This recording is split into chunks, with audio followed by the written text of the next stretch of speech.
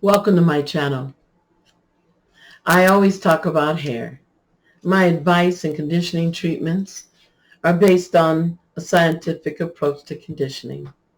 When I started this channel, I wanted to share with you my 20 years of conditioning damaged hair.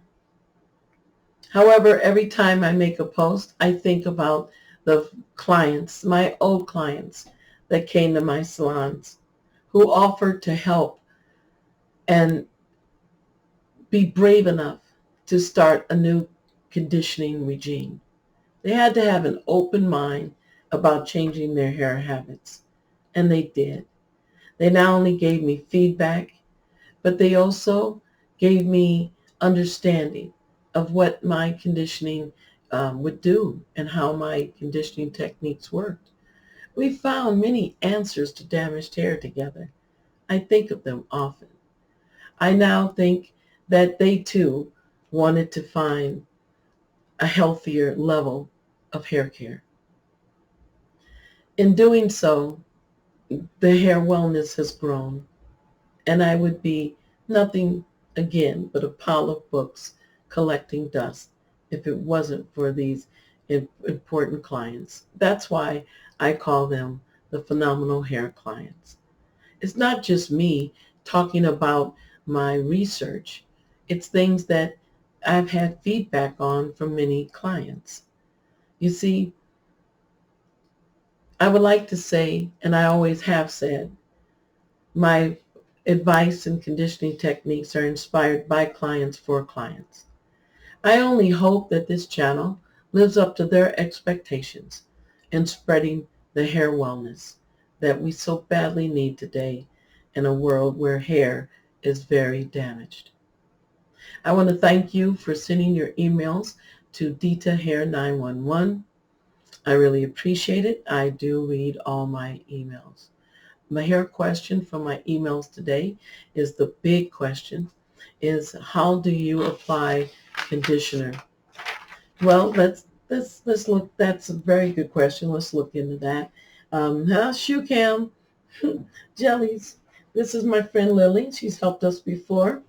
She loves the shoe cam. So yeah, um, when you look at Lily's hair, we can see that we're going to put it in the 4 sections, 2 up front, and then of course 2 in the back.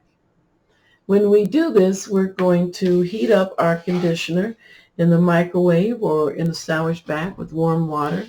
You might need to put about a drop of filtered water to help thin the conditioner out. But what you're going to do is take a layer and you're going to apply your conditioner on that layer, and you lay it over, and you take another layer, take another layer. And as that section gets saturated, then you want to twist it and make sure the conditioners are well massaged into the hair all the way to the ends. And of course, keep it separated. So you're going to repeat this all over the head until, the back and the front. And when you do this, what happens is that when the hair is dehydrated, it's harder for it to absorb moisture. So if you leave the conditioner on there, it will help the hair soften and help it absorb moisture more. It is a mini conditioner, not a deep conditioner. So you still have to do both, your deep conditioning and your mini conditioners. But what it does is help stabilize you. You can rinse the conditioner out either when you get up in the morning to style or when you want to. That's no problem there. Just as long as you let it set for at least an hour, 2 hours, letting the hair absorb, massaging it as, maybe stopping for a few minutes while it's on there and still massaging it again. But pull the hair back, let the conditioner set, and let the hair absorb and soften and build moisture. Thank you so much for clarifying that. The first question I have from the emails is, the first question I have from the email, the first single question I have from the emails, what are the 2 nylon brushes for? The nylon brushes, they are for exercising. They're not for styling. You don't want to comb the hair when it's wet or brush the hair when it's wet.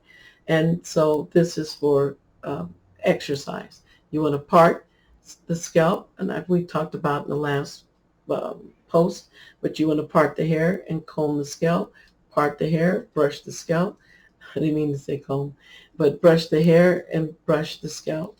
And this way, you're going to one side, the other side, back and forth, and it gives you stimulation.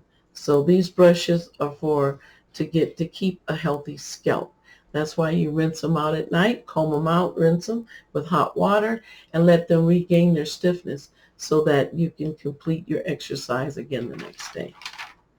The third question, why do we need two brushes?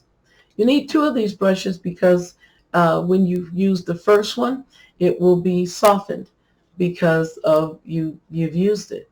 If you brush your hair all the way through, it will collect natural oils, or just by the brushing pressure that you use to brush will soften these brushes. So you want to use a nice stiff brush every time you brush.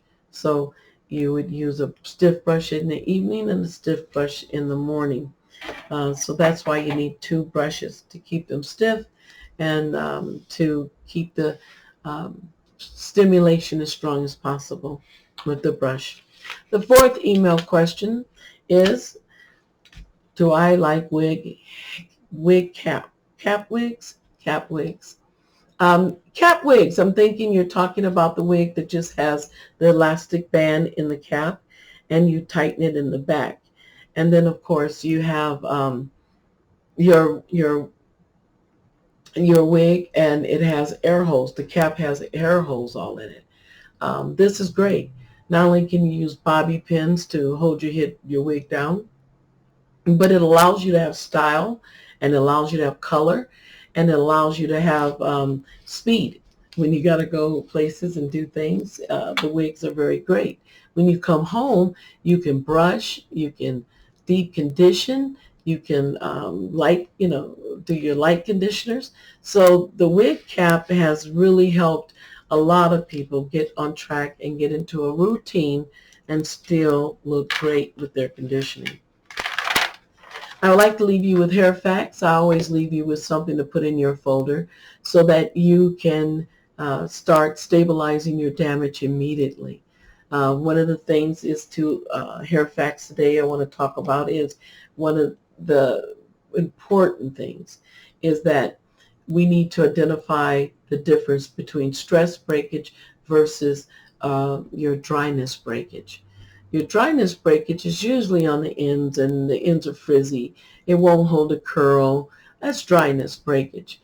If it's thinning, that can be part of dryness, but I think that it would be more on the side of stress breakage.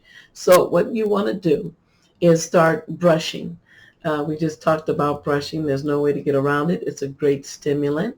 And also remember to use your moisturizing conditioner as we've instructed tonight and in previous posts. Once you are correcting your moisture problem, then you can now look at your scalp and see if the scalp has breakage close to the scalp. For instance, you can have stress breakage if you have a body part that's injured, or maybe stress to your spine. Then you'll notice that your top of your beanie of your head will really have breakage, and it won't be anywhere else. Okay, stress breakage is in areas. Dryness breakage is all over. And then you see the ends will tell on them. If it's dryness, the ends will definitely tell you. So with stress breakage, though, the ends won't tell you. And so you say, wait a minute, my hair's not holding the curl. My hair is frizzy. That's dryness. Pick up on your moisturizer. However, as a health precaution, you should be in a routine of brushing. And this helps stress. So let's say that I have a hurt arm, then I might notice more breakage in my on my left side. So that would mean that I would have to do more to relax my scalp, relax my neck and shoulders, because I already have a hurt injury. So for instance, if you're hurting and you are maybe it's your foot, then you might see stress breakage. So you can identify, one, if you have an injury, two, if it's close to the scalp, and here and then of course if it's on the side of the injury. So try to recognize stress breakage so that you can care for it properly. I want to thank you so much for staying.